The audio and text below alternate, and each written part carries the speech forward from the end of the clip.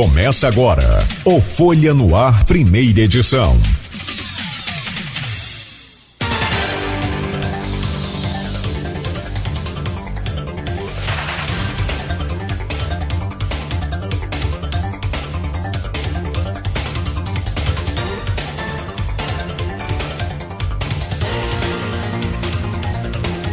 Você está sintonizado na Folha FM 98,3, a rádio que toca você. Hoje é segunda-feira, dia 11 de novembro de 2019. São 7h04. Bom dia, ouvintes da Folha FM. Eu sou Marco Antônio Rodrigues. Espero que todos tenham tido um excelente final de semana. Começa agora o Folha no Ar, primeira edição, oferecimento Laboratórios Plínio Bacelar e Clínica Proteus. Nós vamos aos principais assuntos e manchetes do jornal Folha da Manhã, mas antes a previsão para hoje de tempo parcialmente nublado, sujeito a pancadas de chuvas, máxima de 33, mínima de 22, no momento no centro 25 graus. Queda dos royalties e participação especial leva a contingenciamento na região. Campos teve na última sexta-feira o segundo menor repasse da história. Advogado cobra participação popular para superar a crise. Prefeitos falam dos impactos e consequências da redução. Por conta do tempo e dos eventos, a Praça do Liceu sofre com a deterioração. Na praia de Atafona, morre Ronaldo Cravo do bar Não Me Viu. Esse é um grande nome de bar. Prevenção alerta sobre manutenção das pontes de Campos. Novembro Azul, ações para conscientizar os homens da importância dos exames preventivos. Aliás, Arnaldo, quarta-feira nós teremos aqui um entrevistado e nós falaremos muito sobre exatamente esse Novembro Azul e a importância da prevenção. Pontos de alagamentos, chuva forte ainda causa transtornos. E as expectativas do Natal chegando ao comércio para aquecer a economia. E você, ouvinte da Folha FM, que está chegando agora, pode acompanhar as nossas transmissões através de aplicativos iOS e Android, Facebook ou YouTube, em Folha FM 98,3, pelo nosso site, folhafm98.com.br ou também no radios.com.br. No programa de hoje, conosco, Arnaldo Neto. Arnaldo, um bom dia para você. Você está no microfone 2. Perfeito. Um bom dia para você, Arnaldo. Bom, eu não sei se nós entraríamos ainda no assunto do petróleo, ou se deixaríamos já para o segundo segmento, porque nós hoje teremos aqui, que já está aqui, o Wellington Abreu, que é o superintendente de petróleo e gás, biocombustíveis e tecnologia de São João da Barra. E o que você prefere? Bom dia, Marco Antônio, bom dia, Wellington, Beto, todos os ouvintes da Folha FM 98.3. A gente pode deixar essa questão dos royalties para a gente conversar já no próximo bloco com o Wellington, com certeza. Até porque vai ser o fio condutor da nossa conversa, né? Campos, por exemplo, teve o segundo menor repasse da história em participação especial e toda a região amargou queda, com exceção de Quissamã, que teve uma alta ali de 200%, mas em relação a um valor muito baixo. Então a gente vai falar sobre isso no próximo bloco, inclusive com essa questão do Gustavo Oviedo, que já esteve aqui no programa com a gente, e ele que faz esse alerta para que a população se mobilize, a sociedade civil organizada esteja mobilizada para enfrentar esse momento de crise que vai muito além do adiamento para 22 de abril do julgamento, claro, da partilha dos royalties, né? E 22 aliás, de abril é logo ali, esse né? adiamento até 22 de abril, esse adiamento, ele é exatamente tema de uma pergunta minha para o Wellington logo depois. Mas então tá certo. vamos seguir. Vamos às principais notícias. Você falou aí sobre a morte do Ronaldo. Do Ronaldo Cravo, né? Ronaldo Cravo do bar Não Me Viu. O Ronaldo faleceu no sábado, a gente recebeu a notícia no sábado à noite. Com muita tristeza, a gente recebe a notícia. O Ronaldo é tio da minha mãe, meu parente, ele seria irmão do meu avô, parte da minha mãe, avô materno. A gente recebeu a notícia no sábado do falecimento de forma repentina, muito conhecido desde a época do Pontal, do Palafito do Pontal. Ele tocou Palafito ali na época áurea, digamos, do Pontal de Atafona, na década de 70 e 80. E dali muita gente o conhecia e acabou falecendo. A informação que a gente teve foi do infarto nesse sábado e foi sepultado. Na verdade, foi na noite de sexta-feira o falecimento, né? O sepultamento aconteceu na tarde do sábado. Muita comoção na rede social, essa questão repercutiu bastante. E falando na questão de Atafona, Marco, como que a Atafona se reinventa? A gente recebeu tantas imagens, até a principal foto da edição de ontem e de hoje da Folha da Manhã, com relação à mudança do fechamento da Foz e a quantidade de pessoas que estão comparecendo ali à região do Pontal de Atafona, onde era o Pontal, né? Tá essa discussão aí com essa questão da vulnerabilidade, essa questão, a qualidade da água ali, se aquela água é corrente ou não. Isso o INEA está apurando. Só no mês que vem que a gente vai ter aí o primeiro relatório com relação à vulnerabilidade. Acho muito difícil que a água seja uma água limpa, até porque ali é a Foz, né? Tudo vai desaguando ali, vai chegando ali, então acho difícil que a água chegue ali em condições que o INEA considere própria para banho, mas tem dado muita gente. Eu tive lá ontem, eu fui à casa ontem por volta das 3 horas, um bate e volta rapidinho, para entrar ali onde a gente chama que é a Baixada, que é onde a gente mora, que é o acesso ao Pontal. Não é fácil.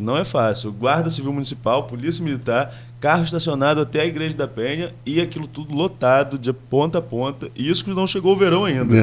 E você sabe que tem uma coisa que irrita muito ao morador ou a quem tem suas casas antigas, é que as pessoas, elas param na garagem e não querem nem saber. Não querem nem saber, não adianta nem você falar, eles viram as costas e vão embora. Isso tem demais. Só que é bom destacar que a Prefeitura de São João da Barra mobilizou equipes de Guarda Civil Municipal e de Polícia Militar desde o fechamento da Foz, porque virou meio que um atrativo. Todo mundo queria ir lá ver o que aconteceu. O Pontal juntou com a Ilha da Convivência. Então muita gente começou a frequentar aquela área ali para saber realmente o que aconteceu, que é questão de curiosidade. É o que sempre acontece no Avanço do Mar também. Né? Questão de curiosidade sempre vai juntando muita gente. Mas a Prefeitura de imediato montou uma equipe da Guarda Civil Municipal, com apoio da Polícia Militar, para fazer ali aquela questão de organização do trânsito. Ontem até um amigo meu que veio comigo no final da tarde para a gente assistir o jogo do Flamengo, aqui em Campos com os outros amigos, ele estava falando que ele tentou entrar na Baixada ali para ir à casa da avó dele e a guarda não deixou. Perguntou se ele tinha como deixar o carro na garagem. Se não tivesse como deixar na garagem, não podia entrar, tinha que deixar o carro estacionado fora e ir a pé. Então a questão de organização do trânsito está acontecendo. Há uma tentativa ali de acontecer, pelo menos em Atafona. Mas é bom destacar que existem mensagens circulando em redes sociais falando sobre o risco de contaminação com contato com a água ali do Paraíba. Essas mensagens não são verdadeiras, elas não são avalizadas por nenhum órgão ambiental sério, competente. Então são mensagens, são aquelas famosas fake news que são espalhadas em grupos de rede social. O que tem que se aguardar, a gente falou sobre isso aqui na quarta-feira, naquele programa que a gente recebeu o geógrafo Eduardo Bulhões e também o João Siqueira do Comitê do Baixo Paraíba. O que tem que se aguardar é o relatório do INEA com essa questão da vulnerabilidade. Isso deve sair somente no mês que vem. As primeiras coletas começaram a ser feitas na semana passada e esse resultado só sai no mês de dezembro. Bom, e outro detalhe interessante que acho que a gente pode comentar também, Arnaldo, é o seguinte: não existe nada que o homem faça, construção, tudo exige manutenção. Não adianta. Aliás, aquele canal americano Discovery Channel tinha uma série, não sei se você chegou a ver, Arnaldo, que era muito interessante. Eles diziam assim: 10 anos sem a presença humana, 20 anos sem a presença humana, sim. 30 anos sem a presença humana. Quer dizer, a natureza retomando aquilo que foi construído nela, né? É impressionante como retoma. Tanto que essa história, quando falam assim, estão devastando a Amazônia eternamente, eu dou risada, porque não vai. Você abre uma estrada, se você não continuar, em menos de 2 anos a floresta toma a estrada de novo. Porque toma mesmo, e a manutenção ela é fundamental. Aí você não faz uma manutenção de uma ponte, fica a ferragem exposta. E a Praça do Liceu é um dos marcos históricos de Campos, gente. Pelo amor de Deus. É lindo. Sim. É lindo. Tem fotos antigas do final do século XVIII. daquela região ali Puxa vida, é inacreditável como as pessoas às vezes são assim, desprezam suas coisas e aquilo que se usa, né? Exato. São duas matérias importantes na Folha da Manhã desse domingo com relação a essa questão de manutenção de bens públicos. Uma com relação à manutenção das pontes aqui de Campos, não são poucas. A gente tem o exemplo de 2007, de janeiro de 2007, quando a General Dutra quebrou ao meio, ruiu ali a General Dutra, e por isso sempre há essa questão do alerta em período de chuva, como foi agora essas fortes chuvas. A gente tem aí os transtornos da chuva nesse último fim de semana, porque chuva forte, e choveu forte mesmo, né? Foram 2 pancadas no mesmo dia e logo causa pontos de alagamento, e daí surgiu a nossa... Desde sexta-feira, né? Justamente. E daí surgiu a nossa curiosidade para saber a questão da manutenção das pontes de Campos, como que está. Você conhece mais do que eu dessa área de engenharia, Marco, mas a gente ouviu um engenheiro também para falar sobre isso, e ele falou que o correto seria uma manutenção temporária, pelo menos de 5 em 5 anos, de forma preventiva. Isso. A prefeitura diz que isso está em dia, mas as pessoas contestam, muita gente contesta essa informação, visto as condições das pontes da cidade. Como você mesmo falou, ferragens expostas, o vão entre um tabuleiro e o outro que parece que vai cedendo, né, para quem passa ali rotineiramente na ponte Leonel Brizola. Enfim, a Ponte da Lapa, a subida da Ponte da Lapa, os guarda-corpos todos descolados da ponte. Você vê ali que há uma questão de abandono mesmo, né? Que falta manutenção. Então chama-se muita atenção quanto a isso, a população sempre alerta com relação a isso. E outro ponto é a praça, o Jardim do Liceu, né? Que é a praça ali no quadrilátero histórico de Campos, também vem sofrendo com que tipo de ação? Do tempo, né? Você tem pontos enferrujados, você tem ali o chafariz com muita sujeira acumulada. E isso também, além disso, vem a questão do tempo e a questão dos eventos que vão acontecendo ali. Os eventos no Liceu na Praça do Liceu são ótimos, sempre uma opção interessantíssima para a gente que gosta de curtir a noite em Campos, quando tem evento ali, ou à tarde, né, como tem o samba na praça, é outro evento importante que atrai muita gente. É um lugar muito aconchegante da cidade, né? Mas precisa de manutenção constante. Tem o Coreto com pontos de alguma base, alguma coisa enferrujada. Então tem muita coisinha, umas gambiarras também, sabe, Marco? Ali na questão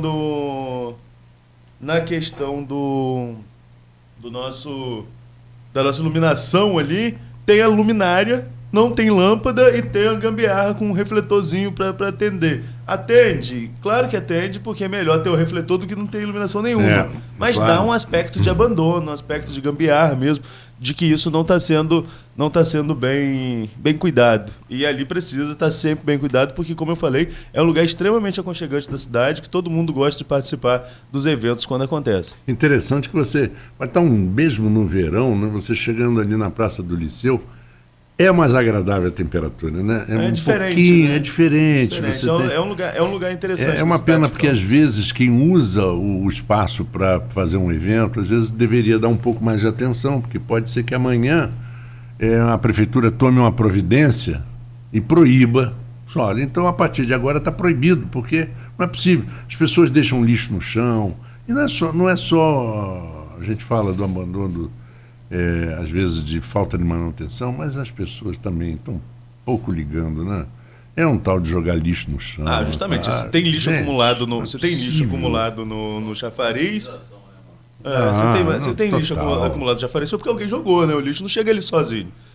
E como eu falei, acontecem eventos. O drone, ali, acontecem eventos ali, as pessoas muitas vezes falta de educação mesmo, falta de conscientização com relação a isso, que é um bem público que deve ser utilizado por todos com o devido respeito, até porque se você prejudica o espaço, se você quebra alguma coisa, você está quebrando, está tirando do seu próprio bolso, porque você é contribuinte, e qualquer reparo que acontecer ali, você vai estar pagando junto com todo mundo, e tira a oportunidade de outras pessoas usufruírem do local que é de bem comum, né? Um espaço público e bom, como é a Praça do Liceu. Você falou, Arnaldo, sobre as pontes, e uma coisa um pouquinho que eu sei, né? Dessa história de ponte e tal, é que, por exemplo, rede social. Outro dia puseram uma foto que viralizou nas redes sociais da Ponte Rio-Niterói. E eles fotografaram a junta de dilatação. Tem várias na ponte, todas elas.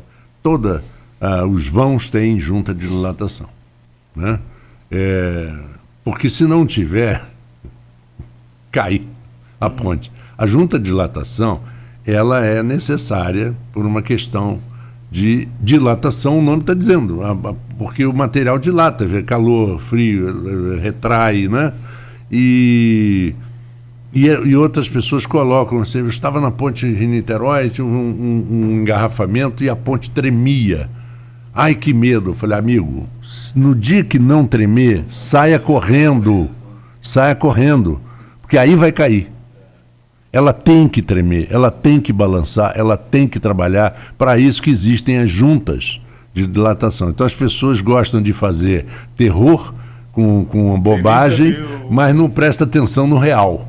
No que vai acontecer. Justamente. Entendeu? E precisa, quando a gente fala dessa manutenção, o engenheiro fala dessa questão das juntas, né? São diferentes em pontes de madeira. Não, claro que são diferentes. Concreto é diferente. A ponte de ferro é outra coisa também. Outra coisa. Rolamento também. Ele fala de rolamento, né? São termos técnicos. Exatamente. Mas o que ele chama atenção é dessa manutenção preventiva que tem que acontecer. Porque aqui no nosso país é tudo para depois, né? Quando acontece uma tragédia. É tudo curativo. Nunca é preventivo. Justamente. Quando foi o caso da Boate Kiss, por exemplo. Né? Eu tinha, na época.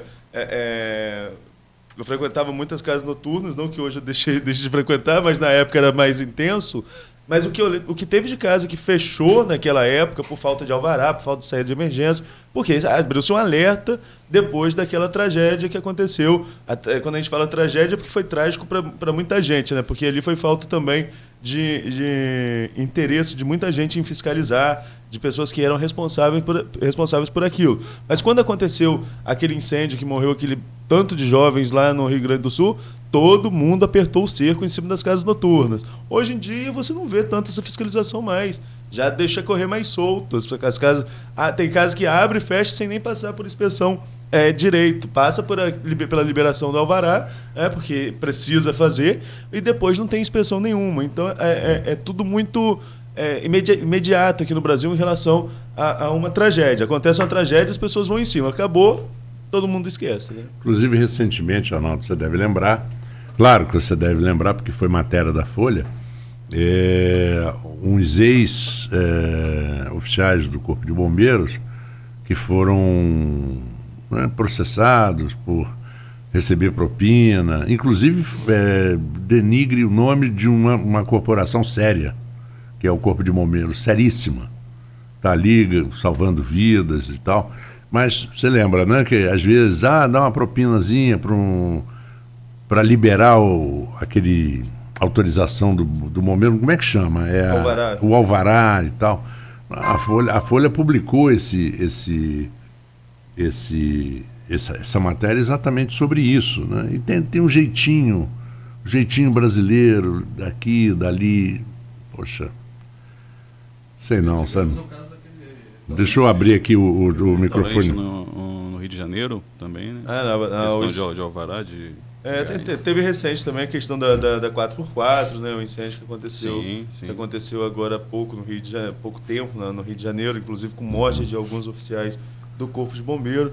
Mas é uma questão, é o que eu sempre falo, né? Essa questão da prevenção no Brasil é uma coisa. A gente estava aqui você falou no início da escalada aí, que a gente vai receber o Dr. Valdir Simões, né? Que vai ser nosso. Não, na verdade, não, ele não pode. Vem está decidindo aqui o pessoal da Clínica Santa Maria do Álvaro Alvim, dizendo quem é o urologista que vem. Vamos ter um urologista para falar sobre a questão de prevenção de saúde. Exatamente. O Dr. Valdir disse que ele tem horror à entrevista.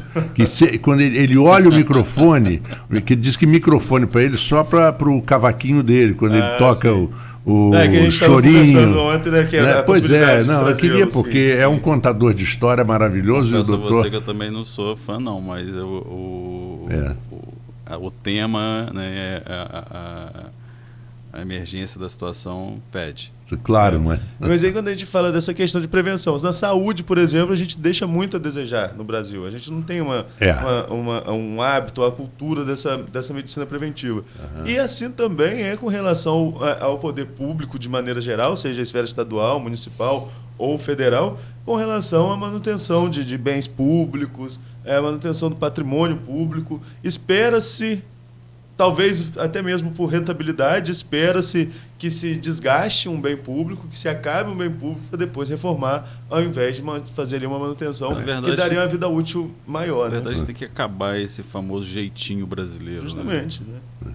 Nós vimos essa história da ponte de São João da Barra até São Francisco, é um exemplo. Se não concluir, vai acabar tendo que reformar o que mal iniciou. Falar nisso, Marco, eu queria escrever sobre, e eu estou enrolando e não escrevi, a natureza, né, claro que com toda a ação do homem, que fez aí várias intervenções no Rio, fez com que o Rio perdeu a força, a natureza foi mais célere em unir dois municípios do que a construção, né? Porque a ponte não acabou e juntou lá a Tafona com a Ilha da Convivência, que é São Francisco.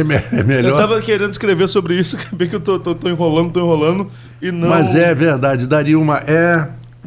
Quase juntou, né? Que crônica, que crônica. Juntou. Se você fizer... A com a Convivência juntou. Com a convivência. Mas... A convivência é território de São Francisco. Sim. Então juntou. Tá. Se você escrever, eu prometo que eu ilustro. Eu faço uma charge para isso. Porque vale a pena, né? A gente vai escrever, é porque vem enrolando, né? As coisas vão acontecendo. Diga de passagem, foi o motivo pelo qual São Francisco foi emancipado, né? Exatamente, a falta de uma conexão terrestre entre as duas margens do Rio. Foi porque um dos motivos fugia, Marcos, de todas as regras da emancipação municipal São Francisco da Bapuana. Quase que 2 vezes a extensão territorial de São João da Barra, população maior que a população de São João da Barra, e se fosse fazer as contas na época, São Francisco não teria condições de se sustentar. E tanto que São Francisco sofreu um bom tempo com um dos piores DHs do país, sim, né? A nível do Nordeste, não é algo... Era um pedaço do Nordeste no Sudeste, os índices de São Francisco da Bapuana. Vem melhorando, que bom. Até porque a questão de parâmetro também vem modificando. E São Francisco, a gente pode falar que depois, quando a gente for falar da questão de limítrofes e produtores de petróleo, nos cálculos que foram feitos, São Francisco ficou deixou de ser produtor de petróleo, né? O primo pobre da região não bate ali em nenhum campo de produção devido às linhas paralelas que foram traçadas sobre os campos de produção para a divisão de royalties e participação especial. Bom, Arnaldo, eu acho que nós podemos ir ao intervalo, mas eu li uma coisa muito interessante que o Aloysio postou de um torcedor do Flamengo que, se referindo ao árbitro do jogo Flamengo-Bahia, que inverteu marcação, que estava mais perdido, aquele famoso ditado, mais perdido que um cego em tiroteio, né? E o cara falou assim, esse juizinho do jogo de ontem é pior do que o Supremo. Olha só, eu vou divergir quanto ao Supremo, escrevi um artigo no domingo quanto a essa questão do Supremo Tribunal Federal. Eu acho que, embora o assunto já esteja batido, com certeza vocês já debateram sobre ele também na sexta-feira. Não debatemos, não. Eu acho que o Supremo Tribunal Federal, com relação à prisão em segunda instância, fez cumprir as regras do jogo. Sim, mas por que ele há 3 anos atrás estabeleceu? Errou 3 anos atrás, não errou agora. Concordo. Errou 3 anos atrás, não errou agora. Certo.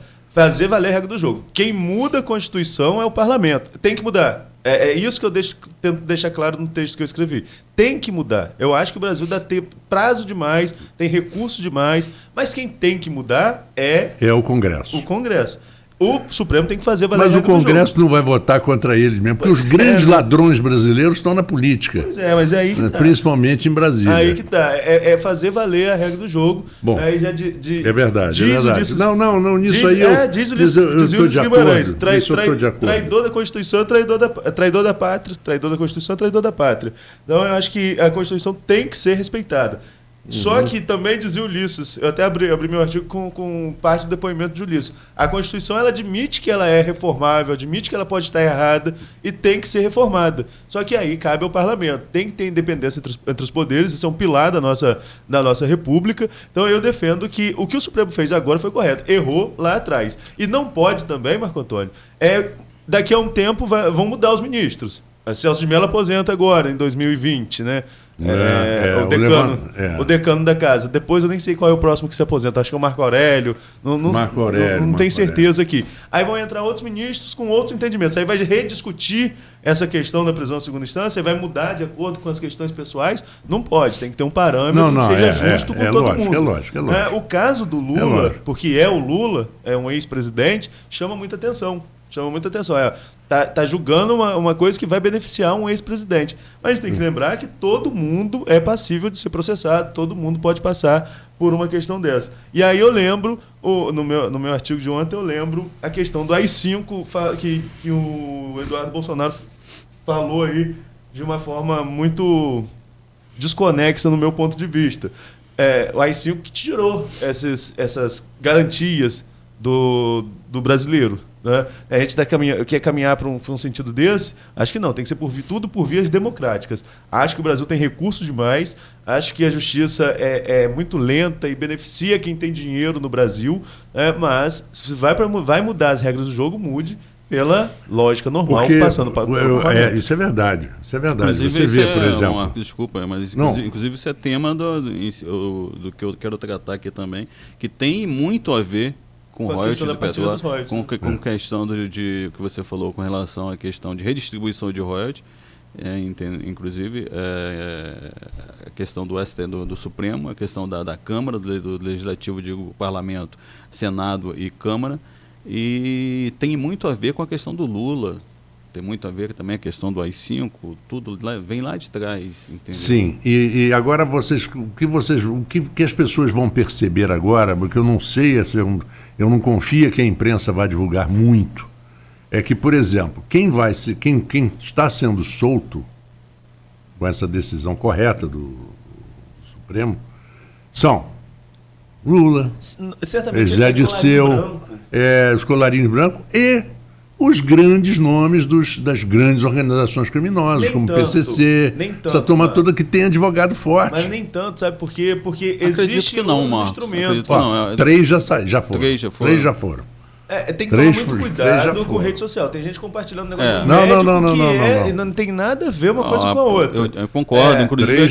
Inclusive ontem eu esclareci para algumas pessoas um caso que eu vi várias vezes em Facebook, em rede social, sem querer citar nome, é o caso da menina, da filha do Alexandre Nardoni, que o habeas corpus dele já tinha sido votado antes, né, e ele estava em regime semiaberto. Não teve nada a ver, aí pega aquilo ali dizendo que o Supremo beneficiou o assassino de criança. Justamente, entendeu? não é então, isso. Não. Eu acho que essas questões, como você estava falando, a questão da ponte... Mas o caso do Nardoni, essa propagação dessas notícias, eu acho que não só são irresponsáveis, como são passíveis de punição. Sim. Que já foi votado isso no parlamento, que isso aí já mas o caso, por exemplo... que americanizando fake news hoje é crime. Pelo menos 70% das pessoas que estão presas não estão presas até a última instância. Mas é isso que a gente tem que colocar. Não está proibida a prisão. Sérgio Cabral não vai deixar a prisão. Eduardo Cunha não vai deixar a prisão.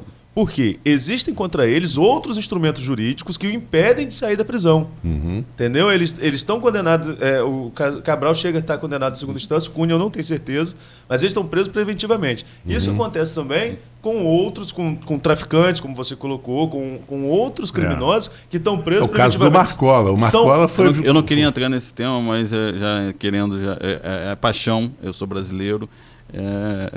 Então vamos fazer o seguinte, vamos conversar no próximo bloco, porque eu tenho agora eu tenho agora um break, já são 7h32 e eu já deveria ter feito esse break. Mas isso, eu só queria deixar claro, Marcos, só para a gente concluir um segundo, é que a gente tem que tomar muito cuidado com relação à pós-verdade, essa discussão em rede social. Com certeza. Não é tudo que tá... Todo mundo que está sendo solto, o Elton lembrou ali o caso Nardoni, e querem botar na conta dessa decisão do STF. Não é isso. Né? Sou a favor do cumprimento da pena em segunda instância, sou a favor, mas tem que mudar pela regra do jogo, tem que mudar pelo parlamento. Concordo. Concordo. E também tinha que mudar a quantidade de recursos. Porque a justiça são 30 recursos. Um cara é condenado por recurso infringente, não sei o quê. Bom, vamos ao intervalo, voltamos já com Folha no Ar, primeira edição. São 7h33. Chegou a sua nova forma